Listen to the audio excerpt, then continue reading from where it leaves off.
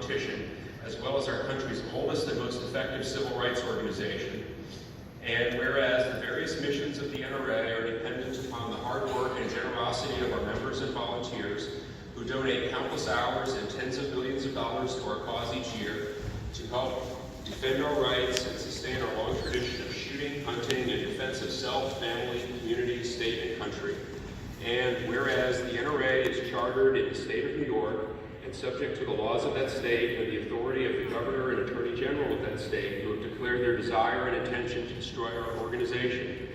And whereas recent revelations of questionable business and financial practices within the NRA regarding their dealings with various vendors and contractors who have received tens of millions of dollars from the NRA without clear accountability or oversight, leading to a lawsuit against one vendor whom the NRA paid more than $40 million in 2017. Excuse me. And whereas the NRA has filed a lawsuit against one of those vendors, admitting that they have paid large sums of the members' money without detailed contracts, proper invoicing, or any way to effectively determine what was received in exchange for that money. And whereas very similar issues were raised over 20 years ago involving the same vendor but were squelched and ignored. And whereas Wayne LaPierre was the executive vice president of the NRA 20 years ago when these issues were originally raised, and actively opposed and blocked any investigation or corrective action at that time, and during his long tenure as EVP of NRA, has often supported and defended this vendor, their practices, and other vendors and contractors who have similarly reaped huge rewards from the NRA without demonstrating any substantial return on our investment.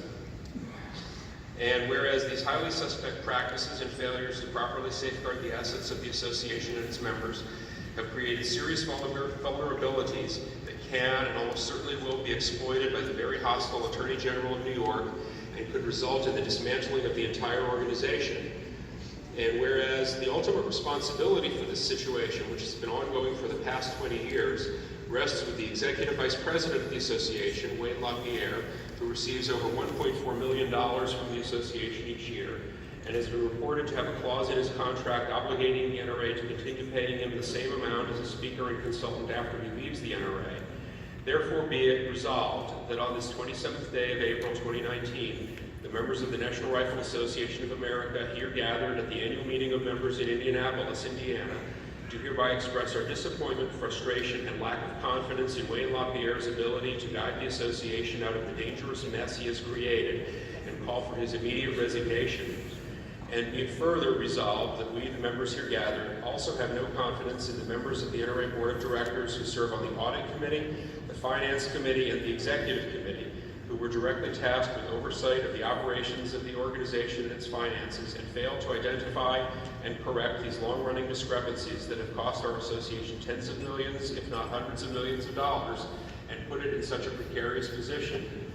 And be it further resolved that a copy of this resolution,